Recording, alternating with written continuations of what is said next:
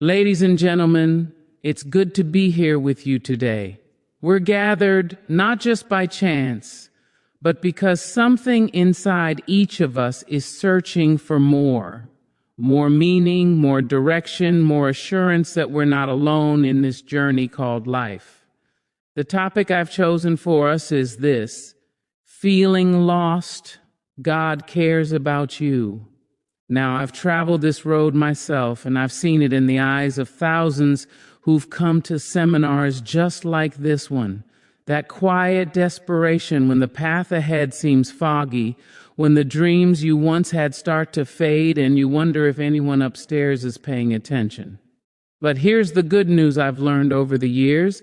When you feel most lost, that's often when the divine hand is closest, guiding you towards something greater than you could design on your own.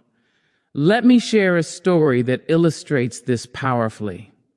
There was a man, a successful businessman, full of energy and ambition, who found himself at the bedside of his dying wife. She was slipping away, and in those final moments, most of us would cling to every second, holding her hand, whispering words of love and gratitude for the life they'd built together. But this man, he chose differently. He left the room, stepped out for what he called a bit of fun, a distraction, a party, anything to escape the pain. He thought it would ease the burden, numb the grief. But when the truth hit him later, when he realized what he'd traded for fleeting pleasure, the regret broke him like nothing else could. It shattered his illusions, forced him to confront the emptiness he'd been running from. And in that breaking, something extraordinary happened. He turned inward, then upward, and discovered a caring God who had been waiting all along to mend what was fractured. That moment of feeling utterly lost became the turning point where he found true direction, purpose, and a faith that carried him through the rest of his days. You see, ladies and gentlemen, feeling lost isn't the end of the story. It's often the beginning of a better one. And that's what I want to talk about today. Here are the 4 key points we'll cover. Keynote number 1. Understanding why we feel lost in the first place. Keynote number 2. The seasons of life and divine timing. Keynote number 3. Developing faith when everything seems uncertain. Keynote number 4. Turning to God's care. Practical steps to find your way again. Let's start with the first one. Keynote number 1, ladies and gentlemen. To find our way out of feeling lost, we must first understand why we get lost to begin with. It's not accidental. It's part of the human experience, woven into the fabric of how we're designed. Think about it. From the moment we're born, we're thrust into a world full of choices, distractions, pressures, and unexpected turns. We start with simple dreams. Maybe as a child you wanted to explore the stars, build something great, or simply be happy. But then life happens, bills pile up, relationships complicate, opportunities slip away, ambitions get buried under the daily grind. And one day you wake up and ask, how did I end up here? This isn't the life I planned. I've seen it countless times. A young person full of fire and vision takes a job just to pay the rent, thinking it's temporary. 5 years later, 10 years later, they're still there, wondering where the passion went, or someone pours everything into a marriage, a business, a cause, only to see it crumble.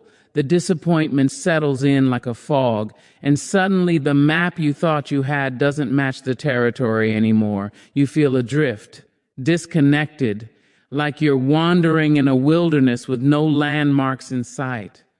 But here's the key insight. Feeling lost often comes from relying too much on our own limited sight. We design our plans based on what we can see, our education, our skills, our network, our circumstances. And when those plans falter, we blame fate, bad luck, or even ourselves. We say, I must have taken a wrong turn somewhere. But what if the wrong turn was actually necessary? What if getting lost is the only way to discover paths we never knew existed? Let me take you back to that story I mentioned earlier, the man who chose fun while his wife lay dying. In his pursuit of success and pleasure, he thought he had it all figured out. He was building an empire, chasing excitement, avoiding pain at all costs. His life looked enviable from the outside: money, status, freedom to do what he wanted. But inside, he was already lost, long before that tragic moment.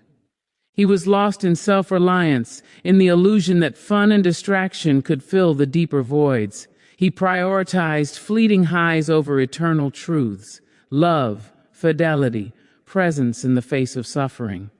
And when the truth broke him, when the regret washed over him like a flood, he finally saw how far he'd strayed, not just from his wife, but from his own soul, and from the God who had created him for more. That breaking point is crucial, friends. It's where understanding begins. We feel lost because we've been navigating by the wrong compass. The world's compass points to more money, more acclaim, more experiences, more escape. But those things shift like sand. One economic downturn, one health crisis, one betrayal, and the ground vanishes beneath you.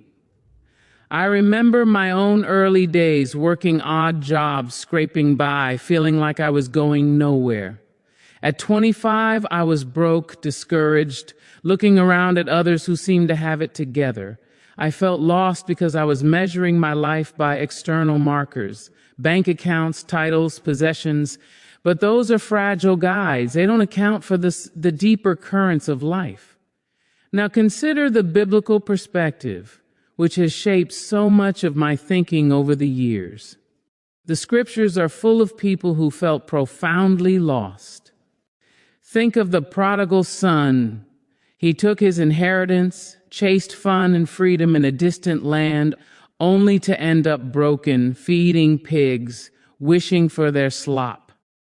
He was lost not because he lacked intelligence or opportunity, but because he severed himself from the source of true care, his father's love. Or Moses wandering in the desert for 40 years after fleeing Egypt, a prince turned fugitive tending sheep in obscurity. He must have felt utterly lost, his grand destiny derailed. Yet that wilderness was preparation ground, where God shaped him into the leader who would free a nation. Why do we feel lost? Often because we've wandered from our source. God designed us for relationship, with Him first, then with others. When we prioritize self-pleasure, ambition without anchor, we drift. Modern life accelerates this. Constant notifications, endless options, comparison on social media. We chase shadows thinking they'll satisfy, only to find emptiness. That man at his wife's deathbed, he chose fun because deep down he was afraid of the pain, afraid of facing mortality, afraid of needing something greater than himself. His choice revealed a heart already lost in denial. But understanding this is liberating. Feeling lost signals that your current path isn't sustainable. It's a divine nudge, a wake-up call. Like a sheep straying from the flock, hearing the shepherd's voice in the distance. God allows the disorientation because He cares too much to let us settle for mediocrity or destruction. In the Bible, it says, God is like a father who leaves the 99 sheep to find the one that's lost. Why? Because He values you that much. Your feeling lost isn't punishment, it's invitation. Let me expand on this with another example from life.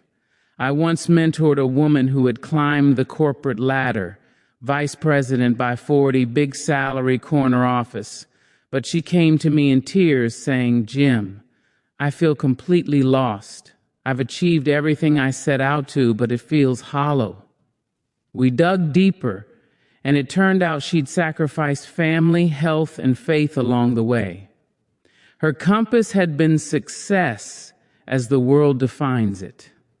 When she hit the top, there was nowhere left to climb, and the view was lonely.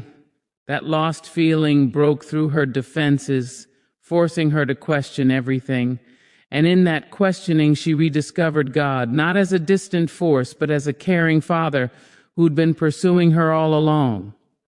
Friends, the reasons we feel lost are universal: disconnection from purpose, over-reliance on self, chasing temporary fixes, ignoring the eternal. That man's story haunts because it's extreme, but it's a mirror. How many of us choose fun, distractions, addictions, busyness, while important things slip away? Relationships on life support, dreams dying quietly, souls starving. The truth breaks us eventually, but thank God it does. Because in the breaking, space opens for rebuilding on solid ground. Understanding why we feel lost also involves recognizing the role of free will. God gave us choice because love isn't forced, but choice means we can veer off course. Adam and Eve in the garden, perfect provision, direct communion with God, yet they chose the fruit, the illusion of being like God on their own terms. Instantly lost, hiding, ashamed, separated.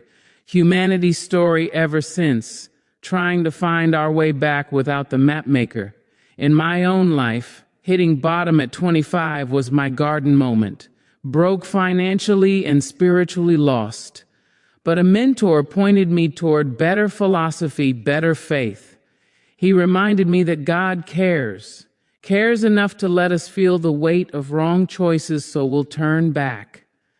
Like the man in the story, my regret over wasted years broke me open to receive guidance I hadn't sought before. We feel lost when seasons change unexpectedly. Life has winters, cold, barren times where growth seems impossible, but underground roots deepen. That lost feeling in winter is temporary if we trust the process. God uses it to prune what doesn't belong, prepare for spring. Another layer, comparison. We look at others' highlight reels and feel lost in our behind-the-scenes struggles, but God has a unique plan for each. No duplicates. Feeling lost.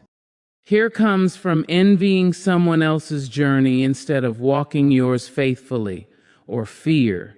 Fear of failure, rejection, the unknown paralyzes, keeps us circling instead of advancing. That man feared grief so much he fled to fun, only worsening the loss. Ultimately, feeling lost stems from forgetting we're not orphans in the universe. There's a creator who knows every hair on your head, who collects your tears, who has plans to prosper you, not harm you. When we live as if that's not true, self-sufficient, pleasure-chasing, we inevitably drift. But here's the hope embedded in the understanding. The very feeling of being lost proves you're alive enough to care, aware enough to seek.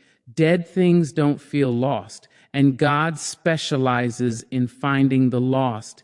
It's his signature move.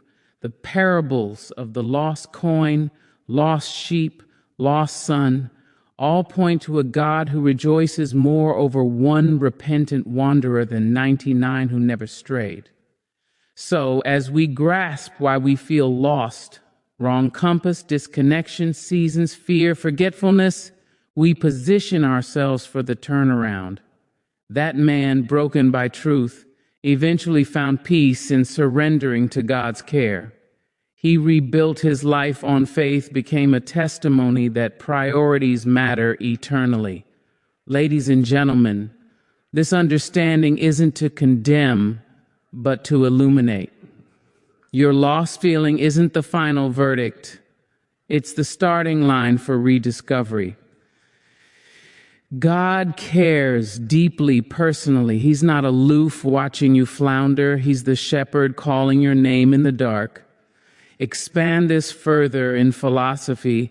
Existentialists talk of absurdity, meaninglessness leading to despair, but faith counters with purpose infused by a caring God.